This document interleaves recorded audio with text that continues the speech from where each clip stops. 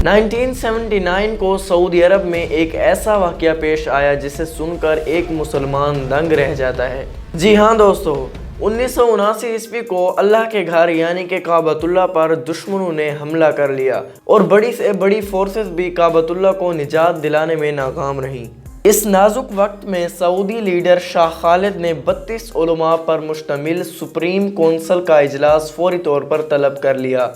پھر خانہ کعبہ جیسی عظیم جگہ کی حفاظت کے لیے پاکستانی فوج سے رابطہ کیا گیا۔ اس وقت سعودی فوج خانہ کعبہ کے دفاع کو انجام دینے میں ناکام ہوئی اور یہ پاکستانی فوج اور کمانڈوز ہی تھے جنہوں نے اللہ سبحانہ وتعالیٰ کے گھر کی حفاظت کی ذمہ داری بخوبی انجام دی اور خانہ کعبہ کو دشمنوں سے آزاد کرا دیا۔ دوستو، اس وقت پاکستانی فوج کے جنرل ضیاء الحق تھے اور انہوں نے SSG کمانڈوز کا ایک دستہ تشکیل دیا۔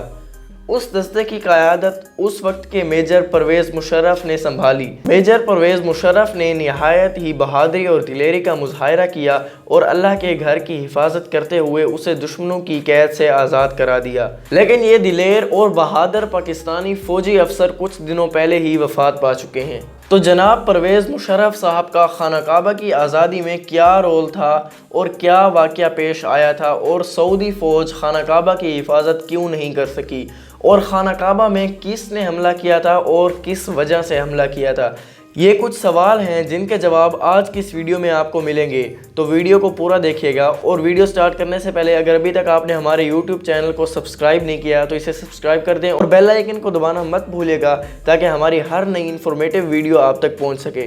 ساتھ ہی کومنٹ سیکشن میں اپنی قیمتی رائے کا اظہار ضرور کیجیے گا۔ دوستو، جب 1979 میں خانہ کعبہ پر دشمنوں نے حملہ کیا تو سعودی حکومت نے پاکستان سے رابطہ کیا اور درخواست کی کہ پاکستان خانہ کعبہ کے دفاع کے لیے اقدامات کرے۔ اس وقت پاکستان کی فوج کے جنرل ضیاء الحق نے SSG کمانڈوز کا دستہ تیار کیا اور اس کی قیادت میجر پرویز مشرف صاحب کو دی گئی۔ انہوں نے نوجوانوں کو خوب جذب و ہمت سے اللہ کے گھر کی حفاظت کرنے کے لیے کہا۔ پاکستانی نوجوان جب مکہ مکرمہ پہنچ گئے تو موقع محل کے مطابق انہیں سمجھ نہیں آ رہا تھا کہ کیا کیا جائے۔ اگر فائرنگ کرتے تو بے قصور لوگوں کی جانیں جانے کا خدشہ تھا۔ اس وقت پاکستانی کمانڈوز نے ایک ترکیب سوچی اور پوری مسجد الحرام میں پانی چھوڑ دیا۔ پاکستانی نوجوانوں نے سعودی حکومت کو کہا کہ مخالفین کے سنائپرز کو خانہ کعبہ میں اترنے دیا جائے۔ سعودی حکومت نے اس پر کافی خطرے کا اظہار کیا، لیکن پاکستانی فوج کے اصرار پر انہوں نے ایسا ہونے دیا۔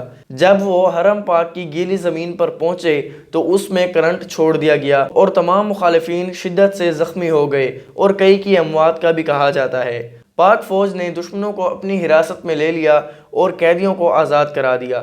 اس طرح اللہ سبحانہ وتعالیٰ نے اپنے گھر کی حفاظت کی ذمہ داری پاکستانی فوج کو دی۔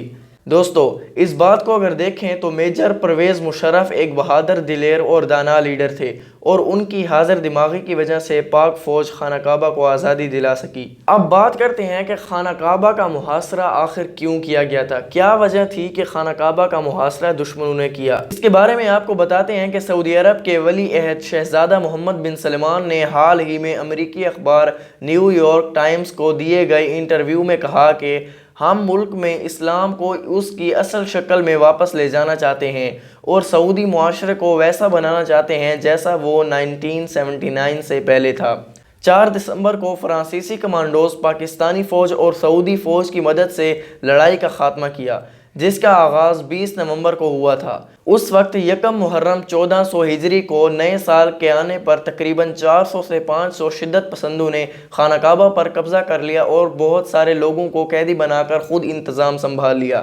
حملہ آوروں کی قیادت کرنے والے جہیمان بن محمد بن سیف العقیبی کا تعلق بغت کے ایک بدو قبیلے سے تھا اور وہ سعودی عرب کے معروف عالم دین عبدالعزیز کی تعلیمات سے بے حد متاثر تھا۔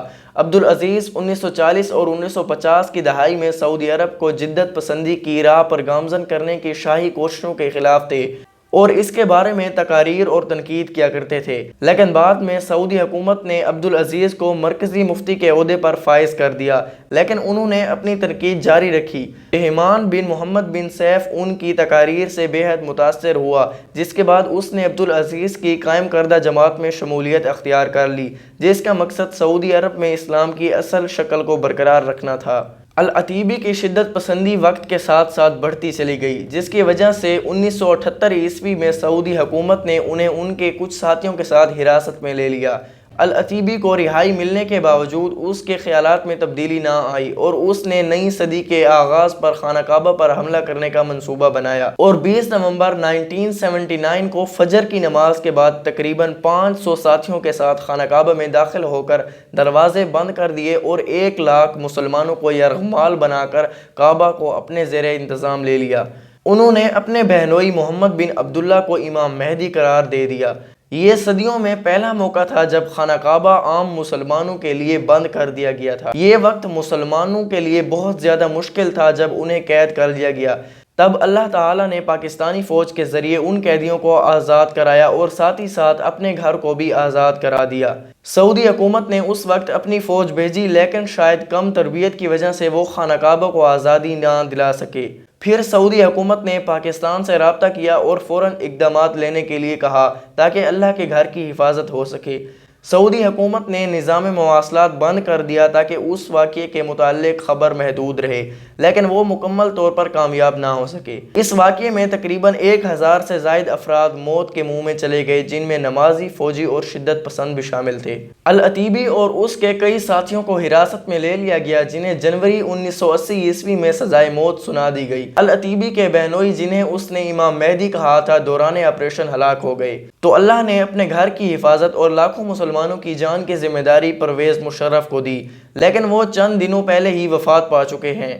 ہماری دعا ہے کہ اللہ انہیں جنت میں اعلیٰ مقام عطا فرمائے، جنہوں نے دلیری سے اللہ کے گھر کی حفاظت کی اور اپنی جان داؤں پہ لگا کر دوسرے مسلمان بھائیوں کی جان بچائی۔ تو دوستو، آج کی ویڈیو کے لیے اتنا ہی۔ امید کرتا ہوں ہماری یہ ویڈیو آپ کو پسند آئی ہوگی، اور اگر آپ کو یہ ویڈیو پسند آئی ہے تو چینل کو سبسکرائب اور ویڈیو کو لائک کرنا مت بھولیے گا۔ انشاءاللہ نیکسٹ ویڈیو میں ملاقات ہوگی، تب تک کے لیے اپنا بہت سارا خیال رکھے گا، اور اگر آپ کسی بھی ٹاپک پر ویڈیو دیکھنا چاہتے ہیں تو کامنٹ باکس میں اپنی قیمتی رائے سے ضرور آگاہ کیجیے گا۔ انشاءاللہ نیکسٹ ویڈیو میں ملاقات ہوگی، تب تک کے لیے اپنا بہت سارا خیال رکھیے گا۔ اللہ حافظ۔